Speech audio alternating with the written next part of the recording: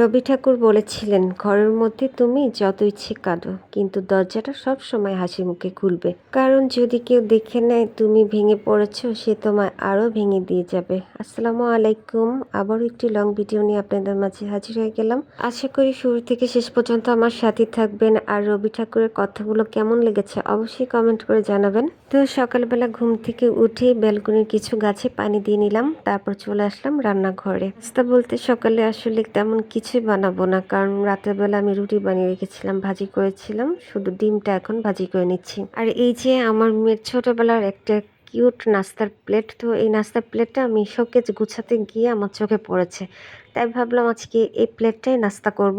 আর এই প্লেটে নাস্তা করতে গিয়ে আমার মেয়ের ছোটবেলার কিছু কথা মনে পড়ে গেল, কারণ আমার মেয়ে ছোটবেলায় তেমন কিছুই খেতে চাইতো না। তাই আমি করতাম কি, যখনই মার্কেটে যাওয়া হতো তখন সিরামিক্সের দোকান থেকে এরকম কিউট প্লেট কিনে আনতাম। আর আমার মনে হতো প্লেটে সুন্দর করে সাজিয়ে গুছিয়ে নাস্তা যদি সামনে দেওয়া হয় তাহলে হয়তো সে খাবে। যাই হোক, বাজার থেকে মাছ আনা হয়েছে, তো নাস্তা করার পর মাছগুলো কেটে ধুয়ে নিয়েছি। তো মাছগুলো যেহেতু ছাই দিয়ে কাটা হয়েছে তাই নখের অবস্থা 12টা, এজন্য আমি একটু লেবু ঘষে নিচ্ছি। আর এদিকে রান্না করতে এসে দেখি আমার আদা রসুনের পেস্ট শেষ। দেখেন কি একটা অবস্থা।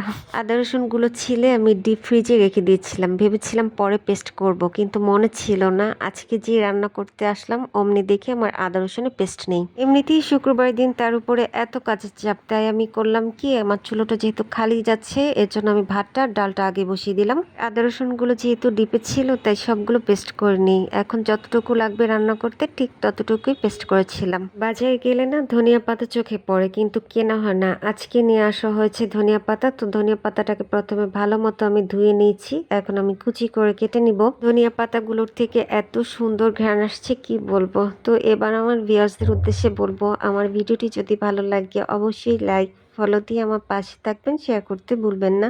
এত কষ্ট করে ভিডিও মেক করি, তো আপনারা যদি পাশে না থাকেন তাহলে কেমন হয়। তো আপনাদের কাছে অবশ্যই রিকোয়েস্ট থাকবে এই আপুটার পাশে থাকবেন সবাই। এদিক দিয়ে আমি রান্না করছি, তারপর আমার পেজে গিয়ে সবার পরিবারে ঘুরেও আসছি, আবার কমেন্টে রিপ্লাইও দিচ্ছি। আর আমি যখনই সময় পাই চেষ্টা করি সবার পরিবারে ঘুরে আসার। তো কথা বলতে বলতে এখানে আমি করলা ভাজিটা করে নিচ্ছি। আর এই তো আমার করলা ভাজিটা হয়ে গিয়েছে।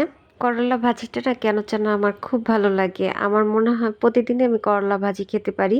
আর এই করলাগুলো না বড় করলা ছিল, যার কারণে তিতা কম লাগে। ছোট যে করলাগুলো ওগুলো তিতা একটু বেশি লাগে। রসুন পেঁয়াজ দিয়ে ডালটা বাগার দিয়েছি, তারপর দিয়ে দিলাম ফ্রেশ ধনিয়া পাতা। তো শীতকালে প্রতিদিন আমার ডালের মধ্যে ধনিয়া পাতা দেওয়া লাগবেই।